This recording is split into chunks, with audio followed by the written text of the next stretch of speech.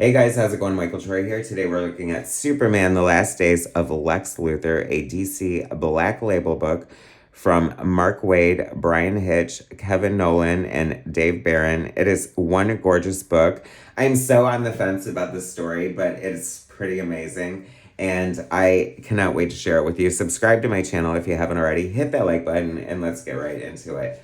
Okay, I was first of all very excited that this book is oversized because I love art, and the bigger the art, the better. It's a black label book, so you're going to have a top tier creative team and hopefully an amazing story worth telling.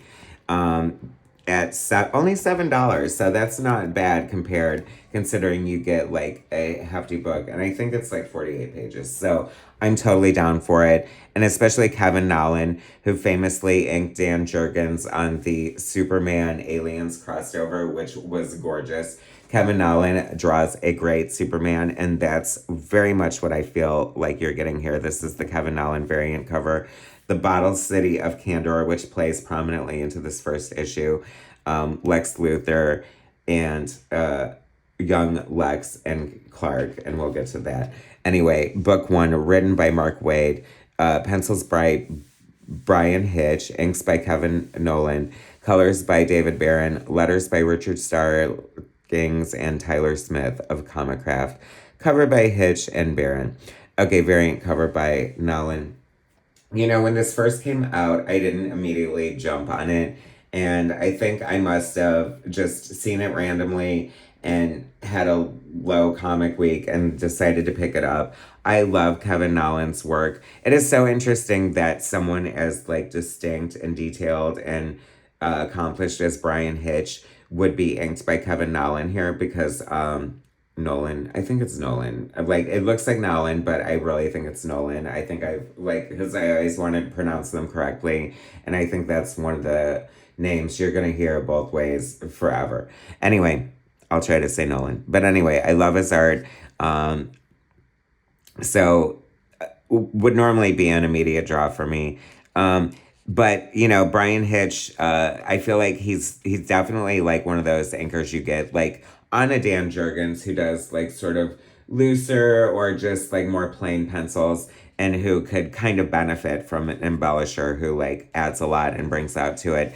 You know, whereas Bryan Hitch has its own distinct look, but it's still interesting and it looks great. And I think it works. Like, both artists definitely shine through. You can definitely see the Bryan Hitch, but you can definitely see the Kevin Nowlan as well, which is making me think that, you know, perhaps Bryan Hitch had Kevin Nowlan as an influence.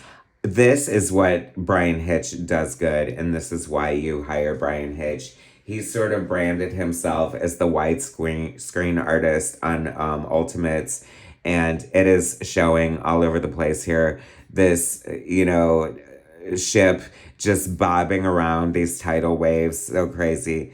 Last Days of Lex Luthor by Clark Kent. So this is Black Label, so that's kind of like a What If or an Elseworlds in a way. Like, it's not necessarily, it's its own continuity. And in this continuity, you have Lex Luthor coming to Superman because he's terminal and he cannot, his genius brain cannot come up with a cure, even though he's sort of brought on his own condition, which of course Lex Luthor is going to do. But he wants Superman to save his life.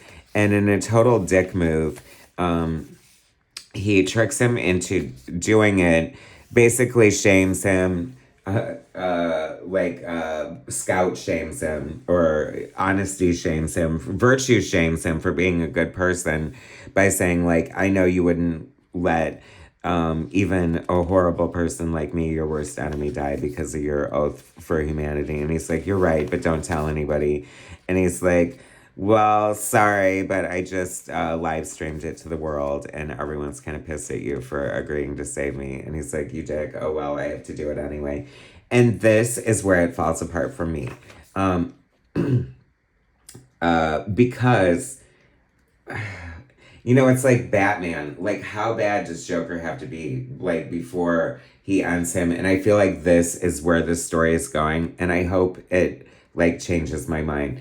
First of all, it introduces the fact that, like, Clark and Lex went to high school together, and I hate that. I hate that having their paths inextricably entwined to that. At least they didn't take it to like the nursery at the hospital, because that would have annoyed me even more. But so they're have this sort of respect for each other, but also this rivalry. And I think that, like, I hate that they're like, I feel like that's what they try to do with Batman and Joker. Like, everyone has this push for, like, it's like the greatest romance ever and the biggest rivalry ever at the same time. I'm like, can't Lex just be evil? Can't Joker just be evil and Clark want to stop him? So it's leading up to it, spoilers, and we're gonna find out. And now, damn it, I do have to get the second issue, which I do think is out.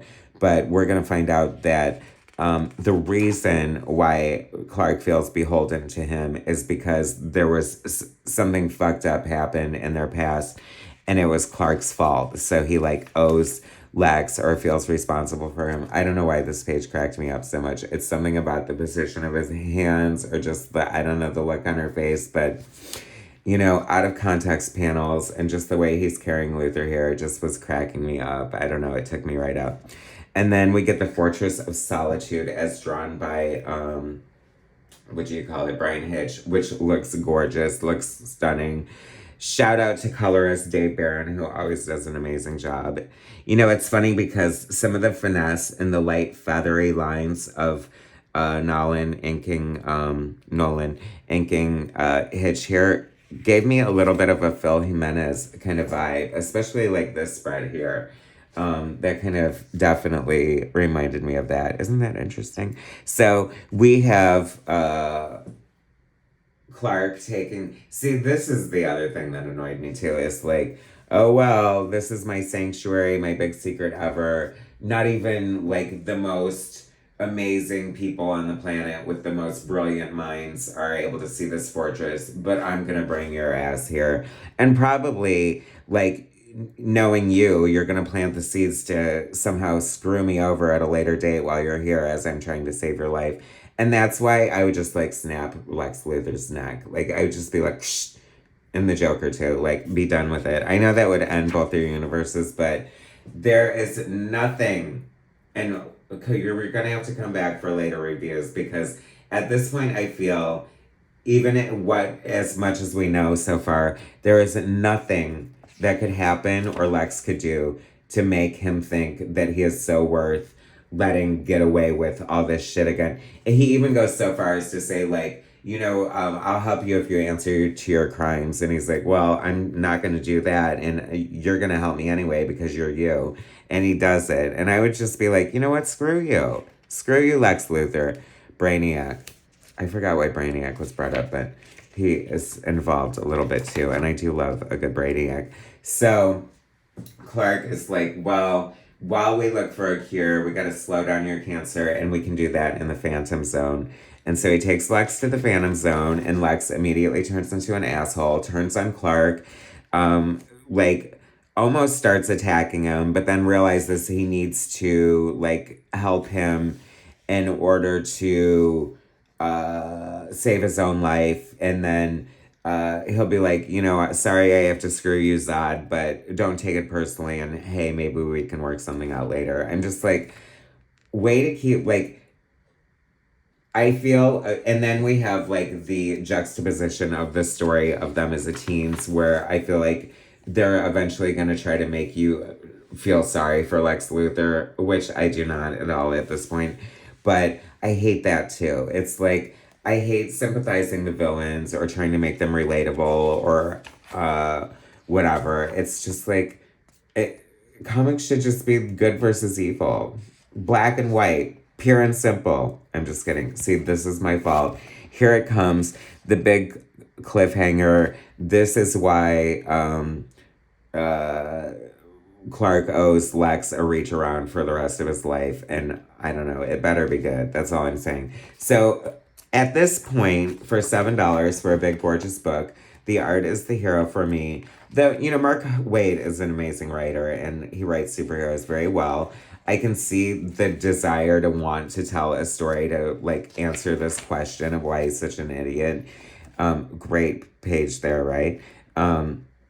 Tangents, y'all. Anyway, but I don't know. Like, I guess it's got me firing on all pistons. So pissed or happy, like, I guess it was worth the price of admission. So, what do you guys think? Should Lex and Clark be friends? I don't know. I think they did that a lot in Smallville, right? I missed the boat on Smallville. I don't know. But Batman's getting so much love, so it's nice to see Superman on a great high profile book. And I will check out issue 2 and see how long this madness can go on. I wonder how many parts this is. Anyway, thanks for watching, guys. Subscribe to my channel if you haven't already. Hit that like button, and I'll bring you more soon.